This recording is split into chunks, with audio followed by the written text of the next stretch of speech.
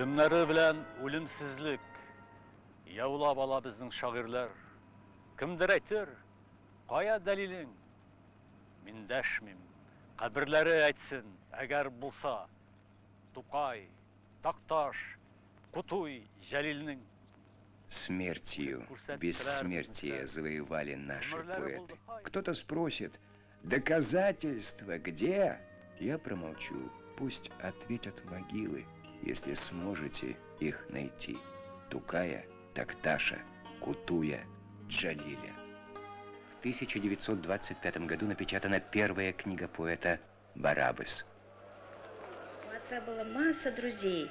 Приезжали казанцы, которые ночевали, оставались, жили по несколько дней. И приходили московские татары и друзья. И было необыкновенно весело. Перед самым отъездом в Москву, откуда он уже уходил на фронт, он пришел прощаться. Я была тогда тяжело больна и лежала с большой температурой, в жару. Отец пришел в военном обмундировании. Было очень странно его так видеть, он другой был. А он сидел около кроватки и все время холодил свои руки, а прутья железной кроватки клал их на лоб. И вот это прикосновение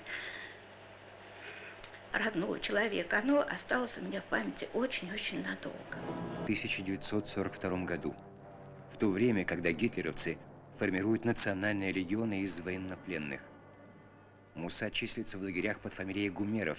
Он категорически отказывается надеть вражескую военную форму. Когда лидеры комитета Идель-Урал узнают, что Гумеров – это Джалиль, хотят использовать славу поэта в своих целях, предлагают сотрудничество. Но Джалиль, получив свободу передвижения по территории Германии и Польши, своим авторитетом среди военнопленных татар способствует объединению разрозненных групп сопротивления в одну организацию с центром в Демблине. Но по доносу провокатора руководители подполья и Муса схвачены и брошены в моабитскую тюрьму. На обложке второй моабитской тетради сохранилась запись поэта.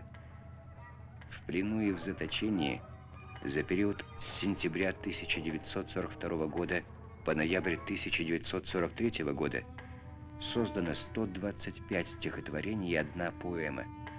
Но на чем их записать? Умирают вместе со мною. Известные на весь мир моабитские тетради – это тоже самодельная библиотека поэта. Незримая тонкая нить из плена до родины. Мы росли, читали, впитывали его поэзию. И сами на их традициях пытались что-то делать в литературе. Джалиль, конечно, выдающаяся личность. Естественно, без личности не могло быть такого крупного поэта.